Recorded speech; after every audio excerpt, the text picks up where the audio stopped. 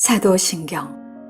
나는 전능하신 아버지 하나님 천지 창조주를 믿습니다. 나는 그의 유일하신 아들 우리 주 예수 그리스도를 믿습니다. 그는 성령으로 잉태되어 동정녀 마리아에게서 나시고 본디오 빌라도에게 고난을 받아 십자가에 못 박혀 죽으시고 장사한 지 사흘 만에 죽은 자 가운데서 다시 살아나셨으며 하늘에 오르시어 전능하신 아버지 하나님 우편에 앉아 계시다가 거기로부터 살아있는 자와 죽은 자를 심판하러 오십니다. 나는 성령을 믿으며 거룩한 공교회와 성도의 교제와 죄를 용서받는 것과 몸의 부활과 영생을 믿습니다. 아멘.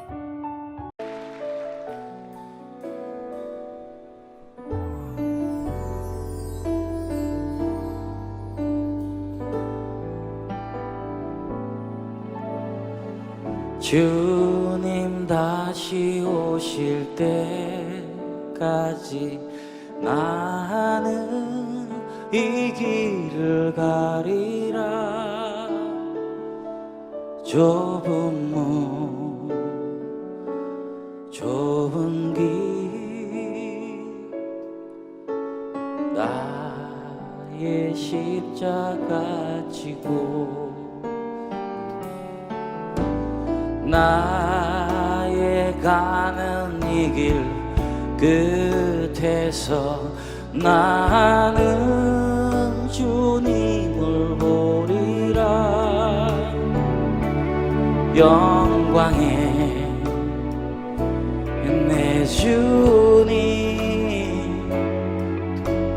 나를 맞아주시리.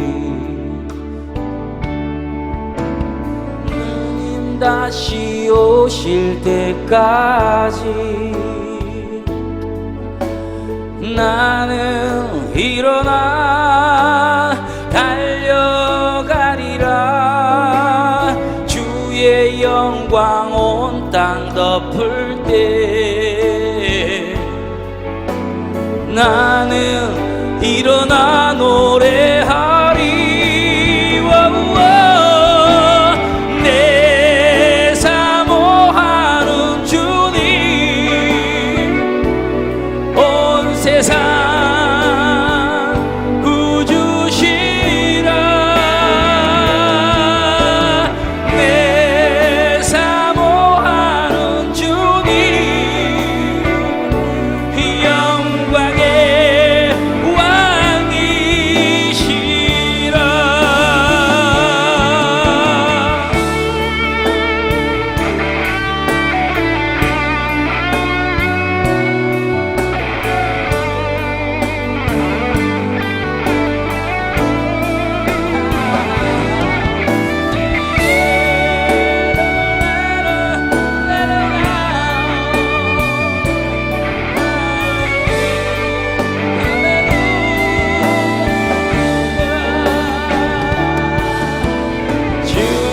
다시 오실 때까지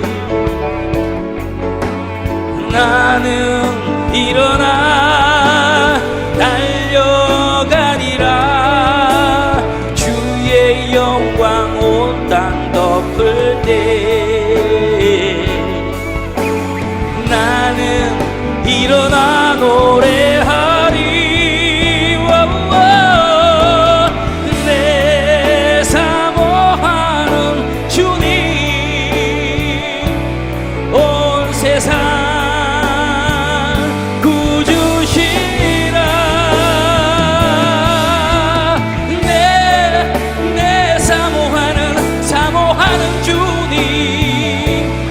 영광의 왕이시라.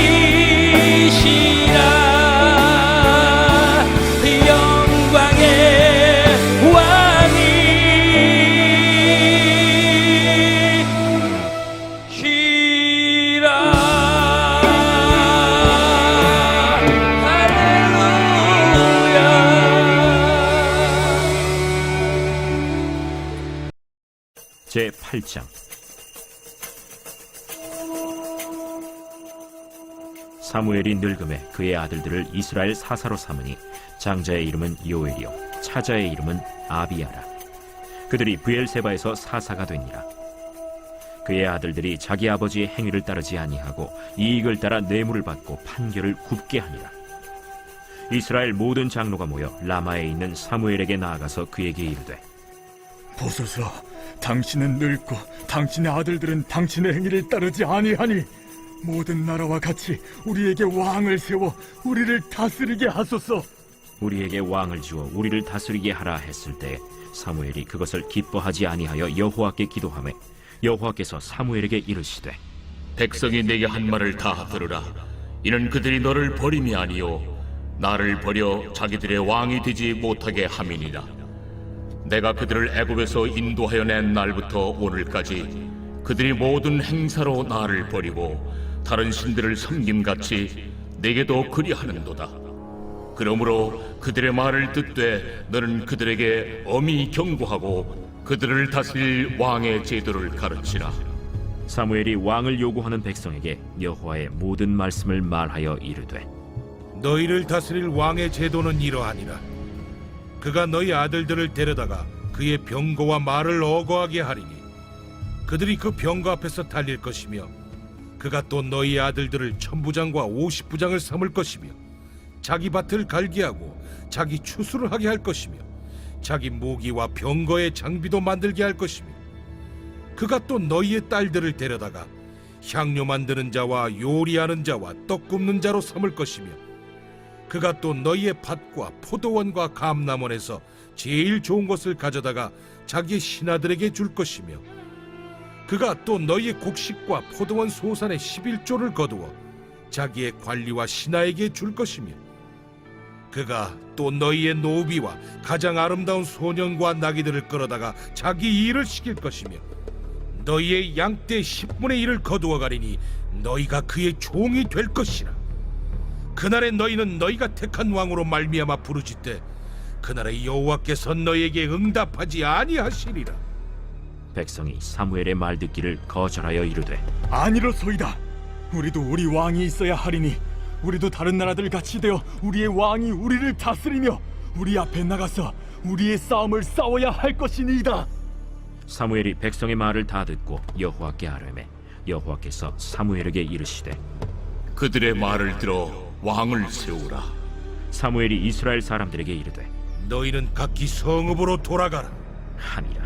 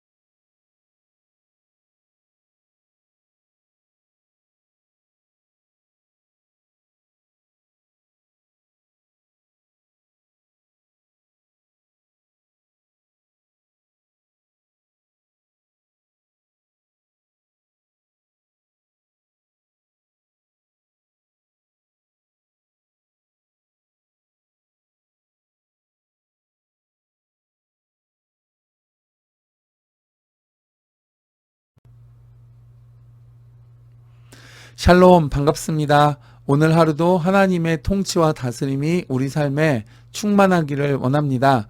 오늘은 사무엘상 8장 말씀을 보는데요. 이 8장은 사무엘상 전체에서 굉장히 중요하고 또 이스라엘 역사에서도 매우 중요한 장입니다.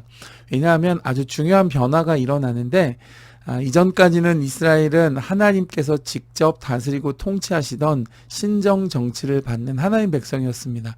그러나 이 8장을 기점으로 자신들 다스릴 왕을 세워서 하나님의 통치가 아니라 왕의 통치를 받게 되는 그런 왕정시대로 넘어가는 아주 중요한 분기점입니다.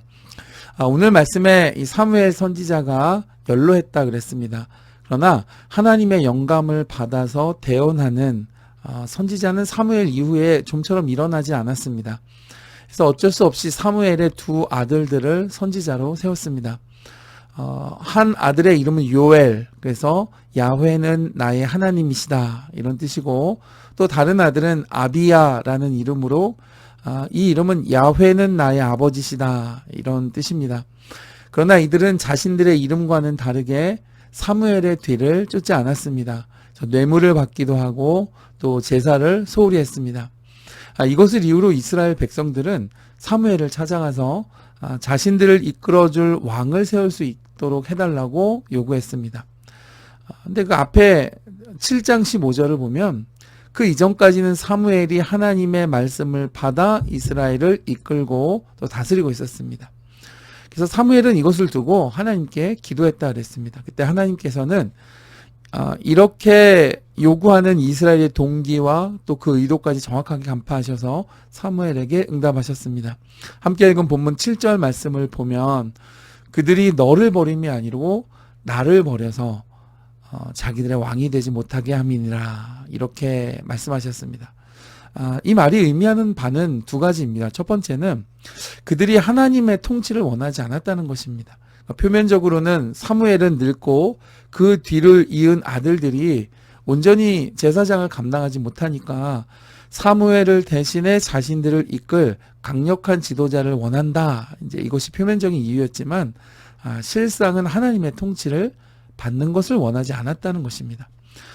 그렇다면 이스라엘 백성이 이렇게 요구하는 그 내면의 동기는 무엇이었을까요?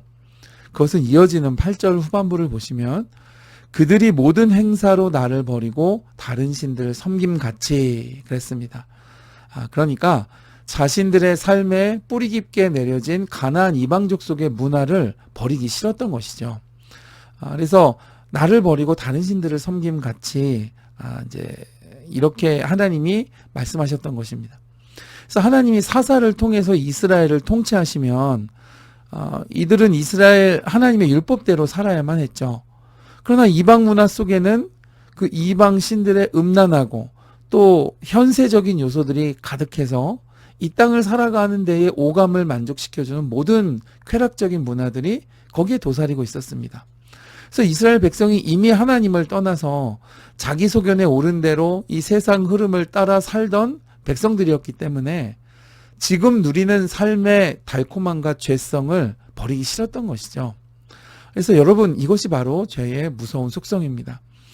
그래서 자신들의 이끌 왕을 달라고 했습니다.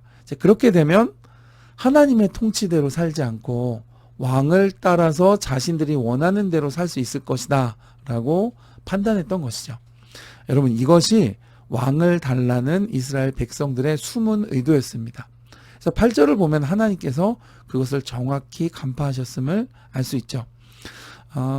하나님께서는 이렇게 우리의 내면의 동기와 또 의도까지도 살피시는 분입니다. 그리고 사실 겉모양보다 하나님 이것을 더 중요하게 여기십니다. 하나님은 항상 우리가 마음을 드리기를 원하시니까요. 신명기 6장 5절을 보면 하나님께서 이스라엘 백성에게 율법을 주시면서 그 율법을 한마디로 정의해 주셨습니다. 너는 마음을 다하고 뜻을 다하고 힘을 다하여 내 하나님 여호와를 사랑하라. 그러니까 하나님은 마음을 다른 데 두고 몸만 나와 섬기는 척 하는 것을 구약성경 여러 곳에서 가증하다라고 말씀했습니다. 여러분 어떠신가요? 하나님께 마음을 드리고 있으십니까? 마음의 묵상이 입술의 고백으로 드려지고 있으신가요? 내 마음을 살필 수 있는 은혜가 있으시기를 주님의 이름으로 축복해 드립니다. 오늘 말씀에서 이스라엘 백성들은 자신들의 욕망을 멈추지 않기 위해 그것을 계속하고 싶어서 하나님의 통치를 거부하고 인간왕을 달라고 요구했습니다. 여러분 나의 삶에 하나님께서 참된 왕이십니까? 나는 왕이신 하나님의 다스림 안에 하루를 살아가고 있으신가요? 오늘 사무엘에게 내리시는 하나님의 응답에서 하나님의 깊은 슬픔을 느끼게 됩니다. 나는 하나님을 기쁘시게 해드리는 사람입니까? 아니면 하나님을 슬프시게 해드리는 사람입니까?